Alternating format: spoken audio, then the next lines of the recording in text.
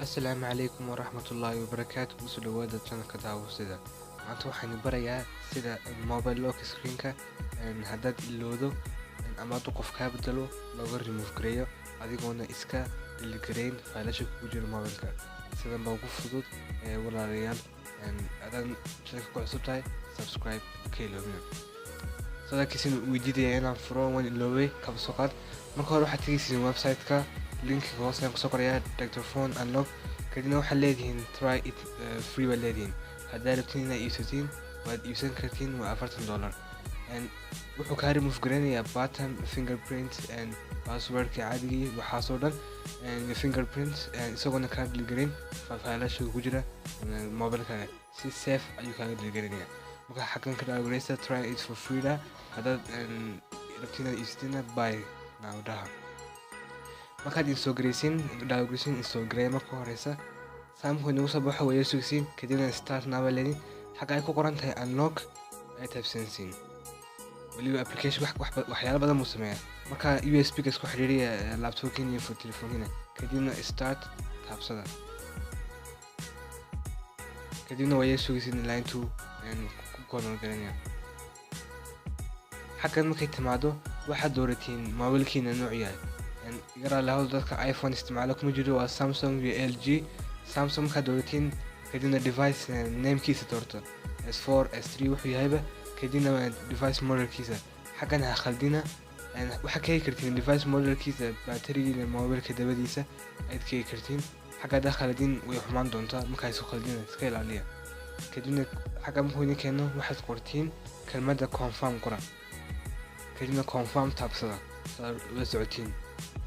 markaad taabsatiin waxaad leedihiin next baa leedihiin xagga ay wuxuu niraado daba samaysiin. marka hore mobilkan ay dimension step 1ka step 2 waxaad taabsanaysiin volume-ka hoose ay tujinaysiin iyo home button-ka iyo power button-ka saddexdooda. step 3 waxaad taabsanaysiin sadarkiisiin volume-ka dusha kadibna u dhaawaceynayo iska sugaysiin. markaa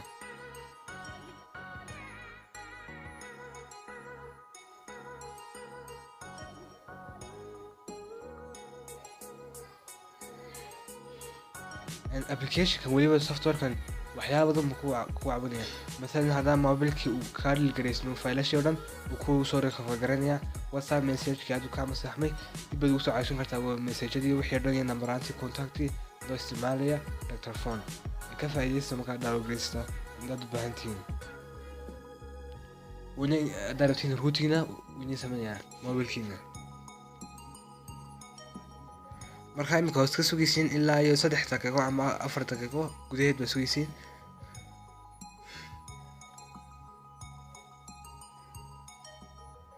markuu subaxa sadarkiisii wuxuu leeyahay recovering password. marka xaggan isku sugaysiin uu dhameeyay sadarkiisii uu furay lock screen-kii isagoona wax delete gareyn WhatsApp, YouTube wax kasta sawiradiisa inuu tusay oo kan ugu jiray sidii igma delete gareyn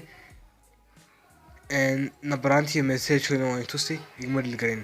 sadarkiisii message-yadii waa kan waa sidii number-aantii waa tusay waa kan waa sidii. marka waxba kaama delete gareyn ku furaya kaa remove gareynayaan. haddaba routine ay iibsatiin waa $40 waa iibsan kartiin. channelka hadda ku cusub walaalayaal subscribe ka iloobina. waa inayo video-ga dambe wixii su'aalada comment-ka ku soo qoraa. waad mahadsantiin. assalaamu calaykum waraxmatullaahi wabarakaatuh.